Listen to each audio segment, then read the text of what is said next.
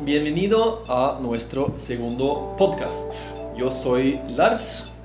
Yo soy Noemí y es un placer poder estar en este segundo episodio, Lars. Sí, hoy tenemos también una visita. Ella se llama Caroline y vamos a hablar con ella sobre el tema de mujeres. Sí, exactamente, ¿qué es ser mujer aquí en Ecuador? Sí. Y hay que mencionar también que somos de Misión Alianza. Eso es nuestra organización y este podcast es por esto, por Misión Alianza. Sí, y a los que nos están escuchando, bienvenidos, y también bienvenidos a los que nos vean por YouTube. Y a los que están por YouTube, por favor, suscríbete a nuestro canal y activa la campana, sí, para recibir todo lo que estamos subiendo. Y sobre todo por compartir el contenido para que más personas puedan conocer y sobre todo conocer el desarrollar, aportar y actuar y qué estamos haciendo como Misión Alianza aquí en Ecuador. Sí. Ya estamos en marzo, los niños tienen vacaciones y hay mucha lluvia. Vemos que ha subido la criminalidad aquí, especialmente en Guayaquil. Viene la segunda vuelta de elecciones. Es mucho desempleo por el virus, entonces estamos en un tiempo con mucho desafío como mundo, ¿no? y como país. Esperanza, justamente eso es lo que iba a mencionar, y eso, parte de la esperanza es poder conversar con diferentes actores, personas que nos acompañan en este espacio del podcast, y justamente quiero presentar a nuestra invitada que también va a compartir. Ella se llama Caroline Saltos. Es economista, estudiante de maestría en la dirección de la gestión pública, es profesional de apoyo de la CS y es ex becaria de Cuman, que ya vamos a escuchar un poco más cómo fue su proceso. Es embajadora del programa Enseña Ecuador y actualmente está en el área de patrocinio de Visión Mundial y tiene 25 años. Así que bienvenida, Caroline. Muchas gracias, Nami. Muchas gracias, Lars, también por poderme invitar a este espacio. Realmente es bastante maravilloso. Hace algún tiempo vi el primer capítulo, me pareció algo sumamente necesario, que es justamente porque se necesitan escuchar como estas opiniones, se necesita generar justamente como debate, diálogo, y que a las personas que podamos alcanzar justamente como puedan llegar este tipo de mensajes desde las comunidades y las personas que trabajan también en las comunidades. Correcto. Yo tengo una chiquita historia de Caroline, porque cuando yo empezó a trabajar aquí en Misión Alianza, estaba trabajando en Cuman y Caroline es ex Cuman, y por allá yo no entendí mucho y no creo que ellos entendieron mucho de mí tampoco, pero recuerdo que Caroline, ella sabía un poco de inglés, entonces con algunas palabras, con algunas cosas me podía ayudar a entender más, y realmente estoy muy agradecido por esto, porque ese tiempo recuerdo que fue un poco difícil o duro estar y no realmente poder entender, y he escuchado también después que más que todos ellos no podían entender bien a mí tampoco. Me contó Lisandro, sí, otro compañero, sí. También como Misión Alianza tenemos trabajo con emprendimiento. Así asisten muchas mujeres. Trabajamos con CEPAM en el tema de violencia contra la mujer y paz y esperanza de prevención de la violencia en las casas o en las familias.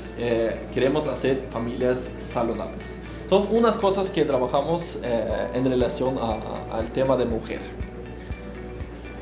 Y justamente lo que tú mencionabas es más que todo una búsqueda de inclusión en estos espacios donde están las mujeres, están las familias, para que pueda prevalecer la justicia y construir un espacio de equidad en el sector donde justamente estamos trabajando en el noroeste, ¿no? Para los que no conocen dónde es el noroeste, pues estamos específicamente Ecuador, de ahí vienen a la costa que es Guayaquil, y en la parte de Guayaquil, en la parte donde hay mucha producción, estamos en la parte noroeste. Entonces ahí, como tú mencionabas, tratamos de involucrar a las mujeres en estos espacios de desarrollo, de crecimiento, y que ellas puedan expresarse y alzar su voz en cualquiera de los espacios donde nosotros les damos la oportunidad para crecer.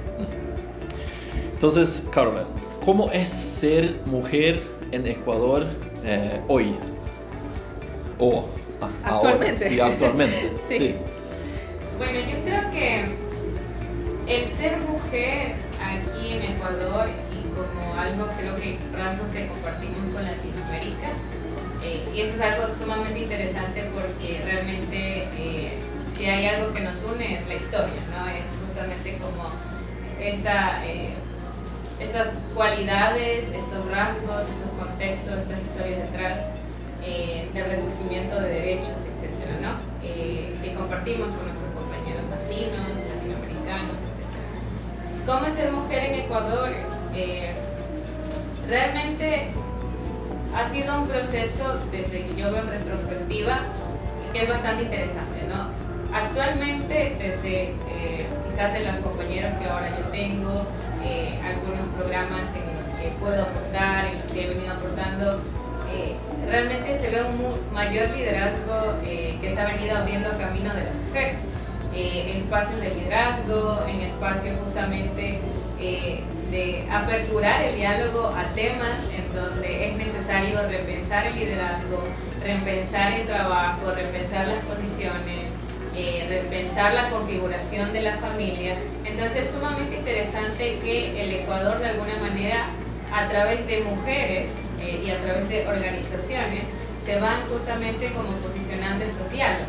Entonces, a pesar de que sin lugar a dudas aún no estamos en plena equidad de condiciones, sí hay un camino que se está abriendo justamente porque existen líderes de opinión que están pensando en estas cosas, que se están deteniendo a decir las cosas como se las ha venido estando llevando no son las mejores, no son las correctas. Es necesario como repensar, como lo que ahora como muy comúnmente se dice, como desaprender algunas cosas y para decir necesitamos buenas prácticas. Entonces, una de las mayores cosas es, creo que estas diferencias generacionales, eso sí que existe.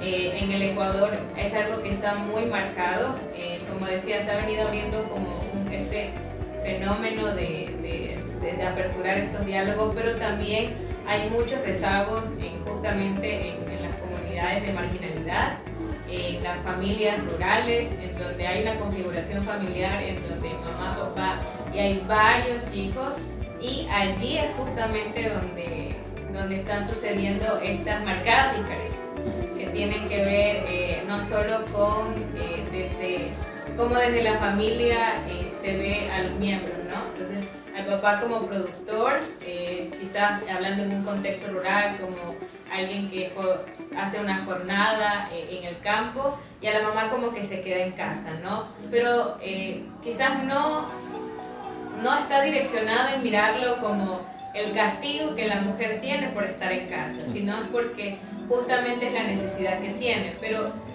lo que sí podemos llegar a ver es que cuál es el proceso a través de las instituciones gubernamentales, a través quizás de programas que deben estar direccionados hacia justamente el desarrollo de estas mujeres que se está ejecutando, ¿no? Que se está pensando. Entonces es sumamente interesante y por ejemplo hay gobiernos que tienen un ministerio de la mujer. Y justamente lo que tú mencionabas, como tú has sido parte de un proceso de crecimiento y bueno, ahora tienes 25 años, pero estuviste en un tiempo Kuma, ¿cómo fue ese proceso en que tú estás mencionando que hay espacios donde las organizaciones presentan a la comunidad para que las mujeres puedan ser parte de estos cambios? ¿Cómo ha sido en ti este proceso? Porque sabemos que tú pasaste un proceso que ha dado fruto y sigue dando fruto y eso es muy bueno poder escuchar y compartirlo porque para los que nos están escuchando da mucha esperanza, mucha sobre todo fortaleza de que es posible ser parte de estos procesos, abrir camino a otras más mujeres o generaciones para un legado de cambio. Hay algo que siempre me va a marcar, que vimos y desarrollamos mucho en Kuma, hablar este tema de como la restauración justamente de los roles, ¿no? La restauración de ver inclusive de cómo la visión cristiana, la visión de la fe, ve hacia el hombre y la mujer. Entonces, para mí era algo maravilloso que hubieran espacios en donde se empezaran a conversar de que la mujer a los ojos de Dios es igual al hombre. Entonces, y que quizás tienen roles que surgen de costumbre, pero ambos son salvados por gracia, ambos son mirados con el mismo amor. Y eso es algo que me marcó muchísimo en mi tiempo con Cuman.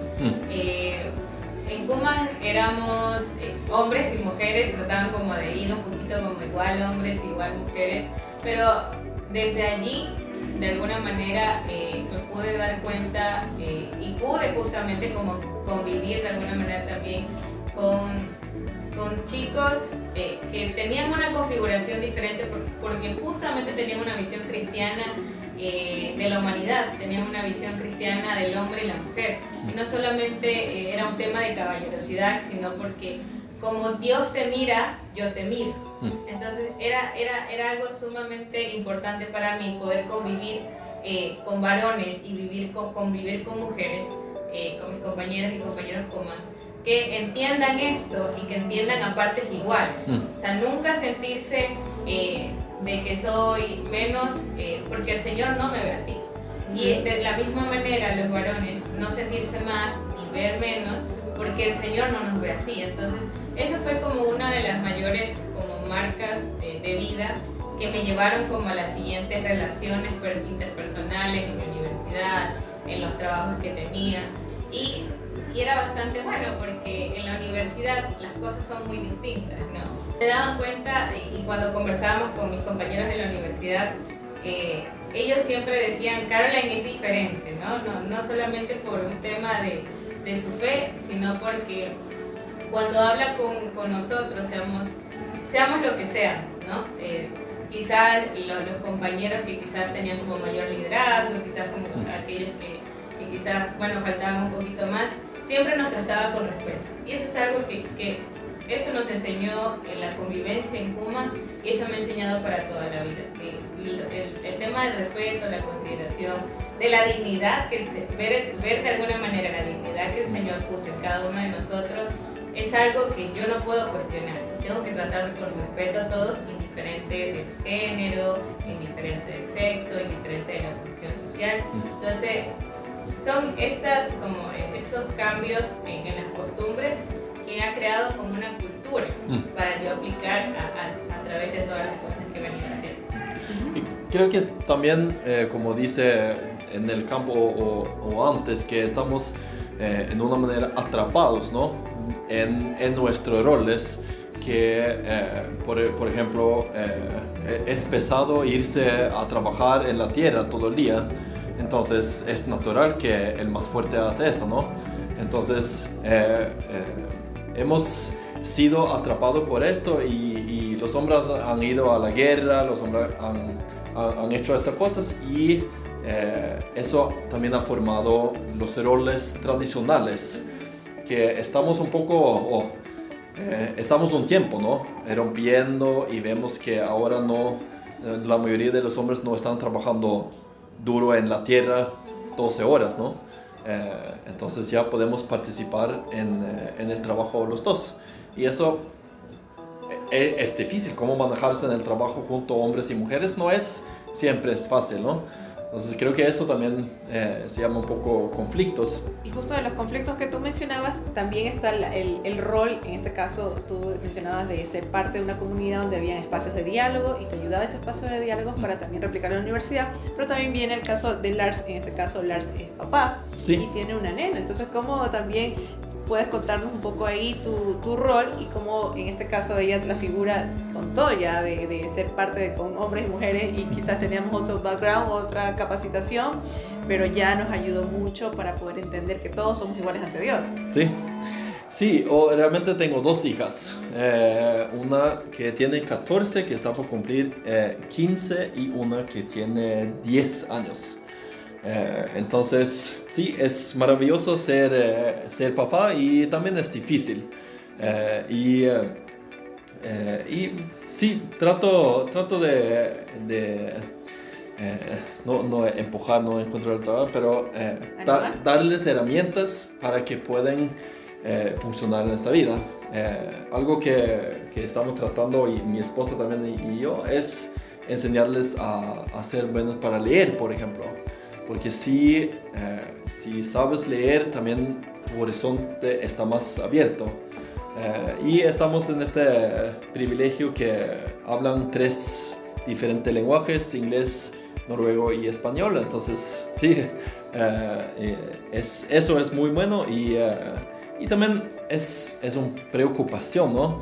Que un día tengo que lanzarles de mi casa o se van de mi casa y tienen que estar en este mundo horrible con enfermedad, con cosas malas. Hay hombres que pueden hacer herida en ellas por amor y por malas cosas también. Entonces, esa cosa es una preocupación. No sé cómo es ser hija de un padre. Yo me siento muchísimo identificada justamente con algunos de los rasgos, ¿no?, que dices, y las preocupaciones.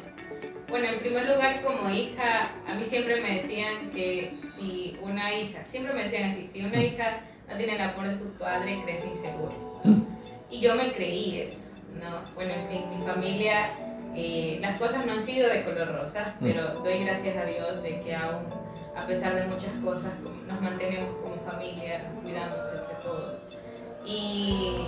Pero llegó un momento de mi vida en que me tuve que dar cuenta de que mi seguridad no tenía que depender de mi relación con mis padres.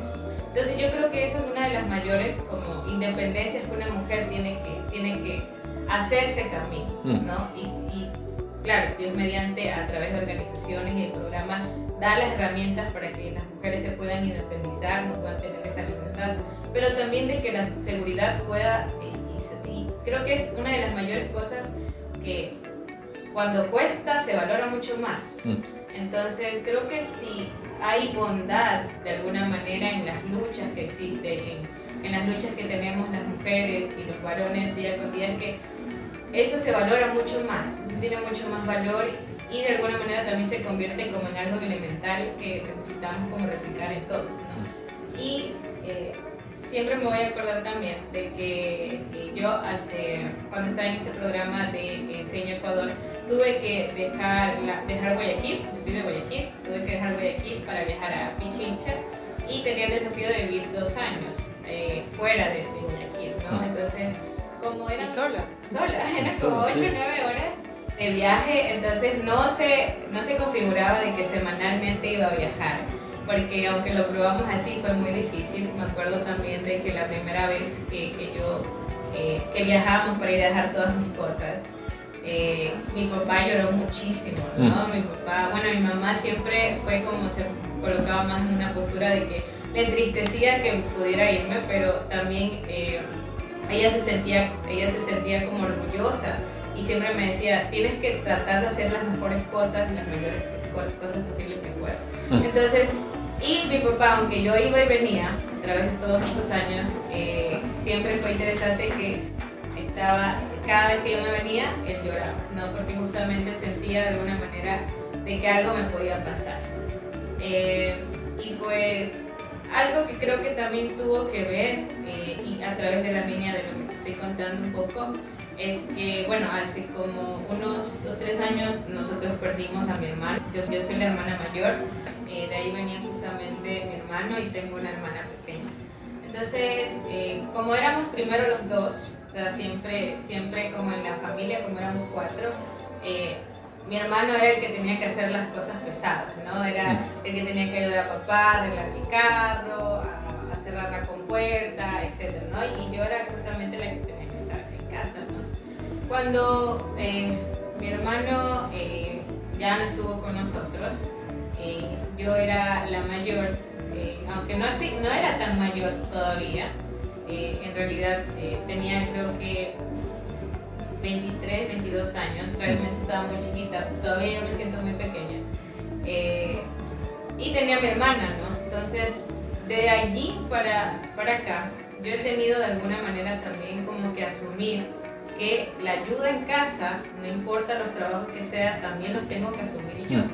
No por una cuestión quizás de que tienes que, porque también está mi papá, pero sino que es una cuestión de que puedo hacerlo y me siento satisfecha de poder hacerlo. Entonces, sin lugar a dudas, mi hermano nos hace mucha falta porque siempre hay un rol, al menos aquí, aquí en Ecuador siempre, o creo que a nivel mundial, de que las mamás son más apegadas a los hijos y los papás a las hijas, ¿no? Siempre hay como esta transversalidad, ¿no? Pero aunque nuestro hermano obviamente nos hace mucha falta, creo que de alguna manera también a las mujeres de las casas nos tocó trabajar mucho en la seguridad, nos tocó trabajar mucho en que hay trabajos en casa que lo podemos hacer, y yo soy la más feliz de poner una repisa, de pintar una pared. Realmente yo soy la más feliz. Si mi papá quizás no puede hacerlo por el tiempo, arreglar el patio, cuestiones pesadas, yo soy la más contenta de poder hacerlo. Entonces, uno, porque tengo la fuerza, tengo la juventud para hacerlo, tengo la creatividad, el corazón. Quizás también tiene que ver un tema con vocación. Y eso, ¿no? O sea, creo que tiene que ver justamente con que las mujeres empezamos a trabajar en la seguridad. Y a descubrir que puedes también. Sí. Exacto. Y son justamente como estos remesones en la vida, que ves un asiento vacío, que ves que faltan cosas en casa y que tienes justamente que asumir, ¿no? Sí. Yo realmente recién, bueno, soy afortunada, soy muy bendecida de que a mis 25 años puedo decir ahora tengo independencia económica, algo que no se ve, realmente que algo muy difícil no solamente para las mujeres, sino también para la generación joven en general. Pero realmente en mi corazón, cuando el año pasado que pasó todo esto de la cuarentena, la pandemia, yo tuve que salir de mi comunidad, de la comunidad donde estaba trabajando, era docente de inglés, tuve que salir con todas mis cosas y quedarme un año sin trabajar. Y era justamente porque no renovaron mi contrato, bueno, algo pasó ahí a nivel administrativo. Pero quedarme en casa sin poder producir, sin poder aportar, fue muy difícil. Realmente no pensaba solamente como mujer, sino como hija, ¿no? Como hija mayor. Entonces, ¿cuál es mi aporte a mis padres que se esfuerzan todos los días? Y no solamente ver el esfuerzo de mi papá de que no había trabajo y salía a trabajar, mi papá es transportista y el sector del transporte también está sumamente afectado. Entonces no había trabajos, mi mamá en casa cuidándonos de alguna manera también a todos, porque bueno, también pasamos procesos de que nos enfermamos un poco. Y ver también ese gran trabajo de cuidado fue una cuestión que a mí de alguna manera me fusiló. Sí. ¿No? Yo estuve como en un periodo de crisis bastante fuerte y doy gracias a Dios de que justamente se dio esta oportunidad de poder llegar a trabajar. Y pues eso, ¿no? De las situaciones de crisis justamente surgen estas necesidades de trabajar, de descubrir, de explorar, de aprovechar. Y ahora también creo que es un poco de eso, ¿no? Si quiere pintar un pared o si quiere hacer esto, es algo en la familia, como tal, como hijos, como pareja, es encontrarse en algo lo que quiere, ¿no? Algunos tienen más talento a hacer comida y no significa que en la otra persona nadie va a hacer comida, ¿no? Pero, y si le gusta pintar, le gusta ese trabajo físico, podemos compartir más ese trabajo. Eso es más fácil, pero también es un poco difícil. Sí, y justamente tú dijiste algo muy clave, ¿no? Que tiene que ver con la palabra compartir. La cuestión, creo, de las cosas que se tienen que hacer, los quehaceres en casa. O los roles. En casa, tiene que ver con esta cuestión de compartir, ¿no? Sin lugar a dudas, más allá de los géneros, habrán hombres o mujeres que les gustará más la cocina, que les gustará más, si no les gusta la cocina, les encanta ordenar, les encanta, ordenar la ropa, de que todo esté súper organizadito, encajadito. Y yo creo que en ese descubrimiento y de que justamente estamos como en un tiempo en donde una vez más se repiensan como estas cosas de que no son roles, sino más bien es parte del carácter, ¿no? Es parte también como de la cultura familiar, Sí. porque obviamente nosotros somos productos y resultado de la convivencia de nuestra propia familia. Sí. Entonces, si ya se están empezando a hablar de estas cosas, se va a formar una cultura que va a ir sumando a nuevas familias y nuevas familias. Entonces, en el compartir, en el tratar de hay algo, esta palabra de tener una mayordomía del hogar, de que todas las cosas todas las cosas salgan bien.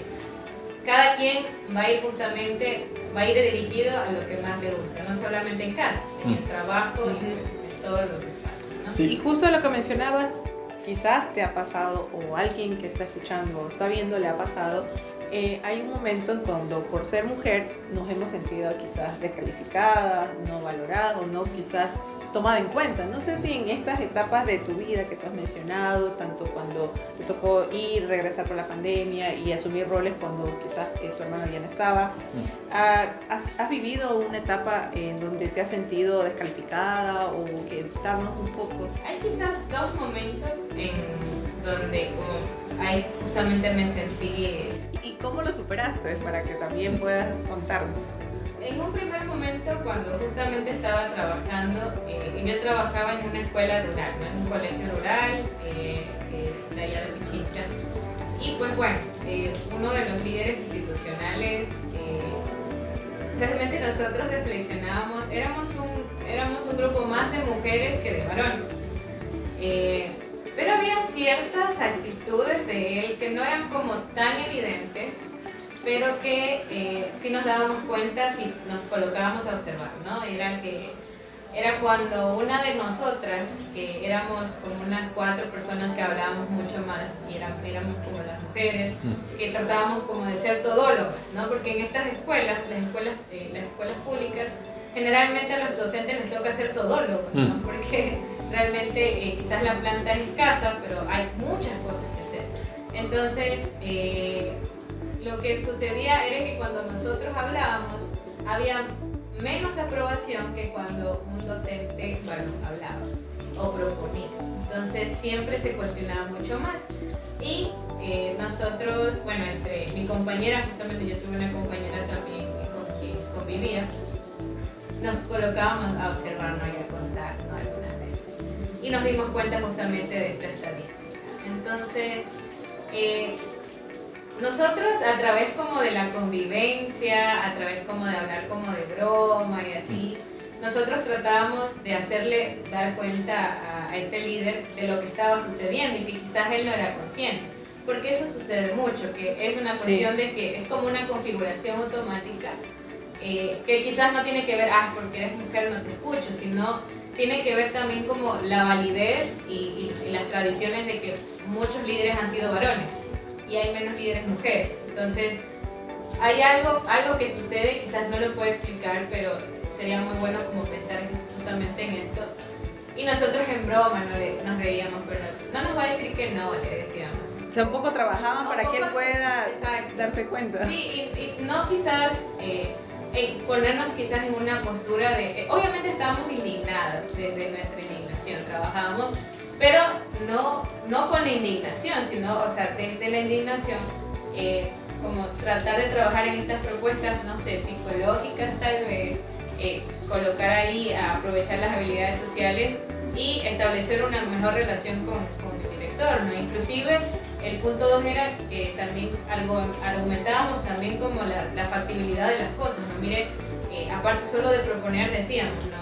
Va a ser, miren, esto todo las bondades que va a tener, va a ser posible a través de esto. Yo creo que tiene que ver ahí eso, ¿no? Con la creatividad con la que uno como pueda proponer las cosas, la argumentación que va a ser sumamente valiosa, y ahí puede superar, ¿no? Y bueno, el segundo momento fue ya estando en casa. Como dije, yo empecé a trabajar un poco, como me independicé un poco porque me tocó empezar a trabajar haciendo tutorías de tesis, ¿no? Y es un trabajo muy pesado, porque casi todo el día me toca estar trabajando, a veces toda la noche, y mi mamá entendía que yo estaba trabajando porque todo lo que yo he trabajado desde muy joven siempre ha sido en parte para mí, pero en mayor también parte para la casa, porque siempre he querido ver mi casa más ordenada, etc. Entonces ahí me di cuenta de cuán exhausto es ser una madre, de cuán exhausto es ser una mujer que es cabeza también de familia. Y hablo de cabeza porque creo que en el hogar, aunque quizás por ahí muchos me vayan a decir, ¿por qué dices eso? Hay dos cabezas y no no porque una tenga que liderar a la otra, sino porque dos cabezas funcionan mejor que una. Entonces, y sin lugar a dudas hay cosas en la casa que mejor conoce la mamá o la madre del hogar que quizás el papá. Entonces, ahí me di cuenta de cuán cansado era, de cuán cansado mi mamá también estaba y que inclusive hoy tenemos secuelas de eso, porque ha vivido un nivel de estrés emocional sumamente fuerte. Y yo creo que eso es lo que también debemos empezar a trabajar, no solamente ver a la mujer hacia afuera, ¿no? Quizás hacia un liderazgo corporativo, hacia liderazgo comunal, liderazgo político, sí es importante, pero también trabajar, exacto, trabajar puertas adentro, ¿no? ¿Qué está pasando con nuestras propias madres, con nuestras suegras, con nuestras tías, con nuestras hermanas? Yo pienso un montón en mi hermana, ¿no? Y yo siempre le he enseñado a ella que más allá de pensar, no, soy mujer y hago esto, sino más bien de que cómo es su carácter, lo que ella sabe hacer, qué te gusta hacer. Y justo lo que tú mencionas nos lleva a la siguiente parte que habíamos mencionado, la empatía. Sí, porque... queremos hablar, pero un ratito primero quería decir por qué también eres una hija. Sí. Entonces quería escuchar unos minutitos de ti también a este tema. En este caso, mi figura fue un poco diferente, es ser hija única. Hija única, y el papá trata un poco de imponer un poco de la fuerza, porque como tú mencionabas, como mujeres a veces pasamos en escenarios que somos descalificadas, que quizás no, por ser mujeres somos un poco más débiles, pero mi papá trataba de imponerme la fuerza, entonces como que ser hija, y ahí no se cumplía mucho en que la hija se pega mucho con el papá. En mi caso fue diferente, yo tenía mucha más afinidad con mi mamá y no con mi papá. No sé si a ti te pasa con tu nena, las dos nenas que tienes. Sí. ¿Más con la mamá o con el papá? No sé. Sí, creo que estamos más o menos igual allá. Creo que aman un poco más a su mamá, pero creo que a mí me gusta mucho jugar y no sé, pelear y hacer como físico, ¿no? Y eso le gusta mucho, entonces esto me da mucha gana y mucho favor de ellos de hacer. Pero esto. Lo resaltable de eso, de cómo ser hija, en este caso de un hombre, por decir papá, por así decirlo, que algunos van a decir, me confunde un poco, pero así es un poco la figura. Mi papá pudo equilibrar un poco la fuerza, y es lo sabio de Dios, la fuerza del hombre en este caso, pero también la ternura de la mamá. Entonces, aunque es diferente por ser hijo único, porque te tienen los dos ahí y no tienes... Sí, es una lucha y los dos te tienen ahí, que te cogen acá, de aquí te tienen, pero es muy acertado, porque no tuve ni tanto con el hombre ni tanto con la mujer, sino que ellos trataron de tener un equilibrio, que no es fácil, porque igual ellos, como vienen de una familia que es muy numerosa, pero a ellos les tocó solo tener una niña mujer, y otros son mis otros familiares, por así decirlo, tienen más niños, y para ellos fue algo difícil. ¿Cómo educamos a una niña en este ambiente, en este caso contexto ecuatoriano? Es un poco difícil, y mis papás aplicaron, aunque siendo ecuatorianos, me criaron con el pensamiento un poco más independiente, en que ya desde los 10 años tú sepas defenderte, porque ellos siempre tenían en su mente de que eres sola, mucha violencia, mucho abuso, te van a marginar, tú mismo aprende a cocinar, a prepararte, a defenderte. Incluso me metieron a cursos de karate, porque como hay mucha violencia, me dijeron, te puedes defender. Entonces ellos crearon ese escenario que es muy bueno como papás, ver que aunque estamos en un contexto difícil, en este caso Ecuador también es difícil, o latino, para las mujeres, ellos crearon un escenario, y eso ayuda mucho a que tanto todos podemos contribuir a que las mujeres puedan crecer. Sí, mis hijas también están en karate y han hecho algo correcto, porque está trabajando aquí, tiene su propia empresa, está estudiando, siempre está haciendo muchas cosas, ¿no? Entonces, algo correcto creo que han hecho sus padres. Sí, queremos hablar también un poco sobre la empatía o ser empático. Y para que nos entiendan bien, las mujeres generalmente, ¿no? son más empáticos que hombres, y es algo natural con bebés, y tienen que cuidar a los bebés, tienen que responder en la noche, no puede discutir con un bebé, ¿no? Entonces, por ahí dicen que las mujeres son más empáticos que hombres. Hay hombres con mucha empatía también y mujeres con poca, ¿no? Pero lo que queríamos hablar un poco es, a veces la empatía funciona en contra de nosotros. Y cómo podemos lograr convencer nuestra empatía, ¿no? Porque especialmente en temas de trabajo. Es que hay empatía saludable y hay una que no es tan saludable. ¿Sí? Y también tiene que ver con la actitud. Entonces no sé si a ti te ha pasado con la sana o no sana. Sí, o sea, creo que justamente de lo que hablamos de la empatía, se me viene mucho a la mente esto como de que la empatía no se convierte en un castigo, ¿no? Porque, o sea, parte como naturalmente del carácter, porque la mujer tiene un carácter donde naturalmente, siempre hablamos como naturalmente que se da y también no se puede dar.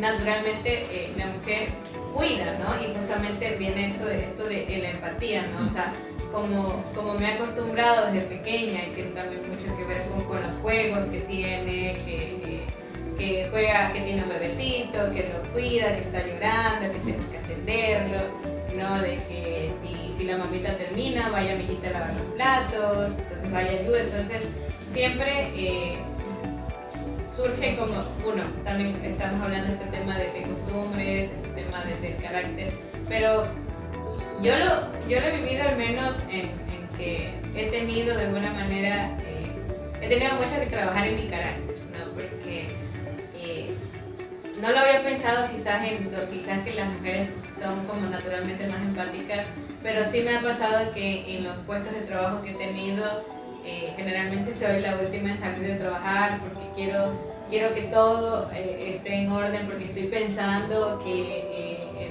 se va a cerrar quizás va a haber algún atraso, de que va a pasar algo, entonces como siempre, o sea, he estado como configurada en que estoy pensando no solamente en el ahora, sino que estoy preveyendo alguna clase de situación y eso produce que asuma algunas cosas que primero quizás no me corresponden. Sí. Segundo, te puede enfermar también. Exacto. Segundo, que no te cuidan, sí, ¿no? Que no son saludables para ti. Y no es tu responsabilidad. Exacto. Que el trabajo es nuestra responsabilidad de realizar el trabajo y realizarlo bueno y ser complementarios para hacer nuestro trabajo, ¿no? Pero creo que justo lo que estás diciendo, ¿no? Que hay que cuidarme por esto y entonces el trabajo no es el bebé, ¿no? Sí, exacto. Y ha servido mucho este diálogo, ¿no? De que los nuevos bebés de ahora son los trabajos, ¿no? Porque como cuesta tanto conseguir uno, entonces toca cuidarlos un montón. Sí. Entonces, creo que eso es un ejemplo de que cuando la empatía se puede convertir en un castigo. Y creo que como hombres o como mujeres, en estos tiempos de virtualidad, donde siempre tenemos que estar disponibles, siempre tenemos que estar conectados, en línea, o sea, creo que es necesario como plantearse eso, ¿no? Pensar en qué me está haciendo daño, ¿no? Qué cosas que estoy asumiendo no me corresponden, no las debería asumir. Inclusive también pensar que hay otras personas que pueden hacer mejor el trabajo del que yo estoy haciendo. Y también delegar, porque generalmente eso también pasa en las familias, ¿no? La mamita lo hace porque los hijos se demoran mucho en hacerlo, entonces mejor lo hago yo. Entonces eso pasa muchísimo, entonces la mujer asume, entonces piensa, no, es que mi hijo o mi hija viene muy cansado, o recién llega del colegio, entonces siempre hay como una ruedita extra, al menos yo lo veo así como en las mujeres en donde están pensando en el futuro, ¿no?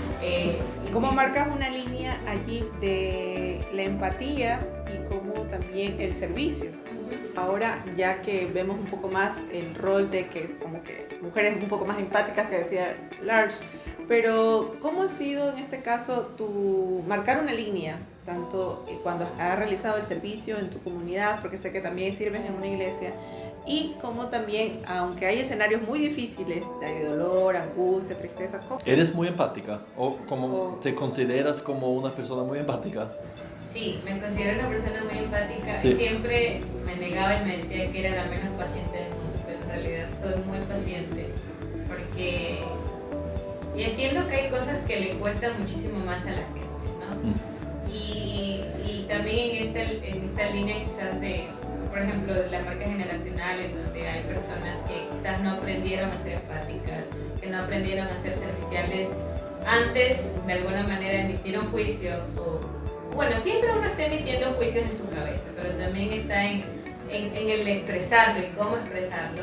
Es también como reflexionar un poco en decir, mi contexto es muy diferente al de él, entonces a esa persona. No puedo juzgar a las personas basado en mi historia, basado en mi contexto, porque tengo elementos, oportunidades e historias que son muy diferentes. Entonces, de alguna manera, ¿cómo se ha marcado?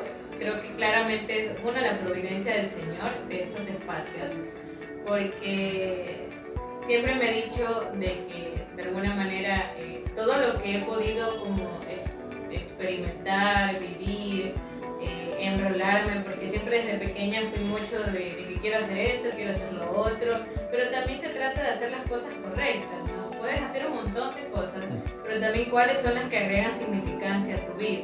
Entonces, una de las, como de los elementos que me ha ayudado a decir esto es lo que quiero llegar a ser, es añadir experiencias que añadan en gran manera significancia a mi existencia.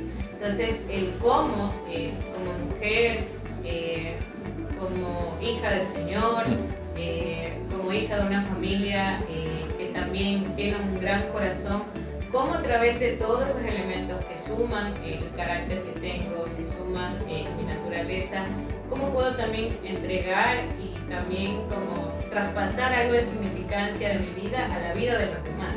Cómo puedo retribuir todas las oportunidades que el Señor me ha provisto y que organizaciones como Misión Alianza y bueno, muchísimas otras organizaciones que también me han puesto también mucha confianza, y más allá de ver si eres mujer u hombre también en tu historia, ¿no? y también del potencial, que eso es sumamente importante en este tiempo, o sea, no solo juzgar a las personas por la historia, sino también por el potencial que pueden llegar a tener. Entonces, en esta acción de retribuir, trato de que mis acciones, mis palabras, mis publicaciones en redes sociales y mis relaciones personales tengan y agreguen significancia en los demás. Entonces, siempre me he dicho que cuando yo no esté en esta tierra, espero que siendo muy, muy mayor, siempre me puedan recordar y de alguna manera quizás dejar algo más allá de que, me acuerdo que Caroline quizás fue a servir a una comunidad y me miró y me dijo las palabras que necesitaba, ¿no? O me dio una información de una universidad que quería. O quizás en mi posición ahorita un poquito más de esta libertad económica, y de alguna manera la libertad económica te da poder, también te da posibilidades, también como en este estatus de mayores posibilidades, también quizás facilitar y patrocinar a otras personas para que también sus propósitos de vida también puedan ser cumplidos, porque creo que justamente se trata de esto como de multiplicación, ¿no? De esta multiplicación, de retribución, de gratitud y de justamente de esperanza. Porque si no mirara la vida con la esperanza, porque si solamente mirara que hay mucha maldad, que hay muchísima criminalidad, que el país está en una configuración política sumamente, que quizás unos puedan mirar decir los políticos de siempre, los que siempre van a quizás hacer cosas malas, a ser corruptos, pero mirar las cosas más allá de lo que se puede parecer, de lo que podemos ver, siempre va a añadir muchísima significancia, y creo que se trata justamente de esto. Y eso es una construcción interna, también externa, abrir camino y sobre todo construir un legado diferente, y lo que tú mencionabas es aportar valor. Y creo que ya estamos justamente por terminar, Lars, sí. Y con este contenido de valor donde hemos podido escuchar, aportar, descubrir y compartir, pues ya vamos a terminar este segundo episodio. Sí, y solo para es lo que dice, parece que necesitamos entender cómo coexistir, ¿no? En las familias, cómo podemos trabajar juntos en las familias para lograr a que nuestros hijos pueden ser mejores que nosotros, pueden lograr más que podíamos lograr nosotros, ¿no? Estamos en una transición. Sí. Estamos en una transición y es como justamente importante generar estos diálogos para que se pueda construir mucho más y abrir camino, ¿no? Muy bien, sí, muchas gracias, gracias por escucharnos, gracias a Carmen por venir y compartir muchas cosas personalmente de su vida y tu conocimiento también. Muchísimas gracias. ¿Sí? Sí, nos vemos en el episodio. Y ya saben por dónde escucharnos, les invitamos a compartir y sobre todo a generar valor a más personas. Sí, muy bien. Muchas gracias.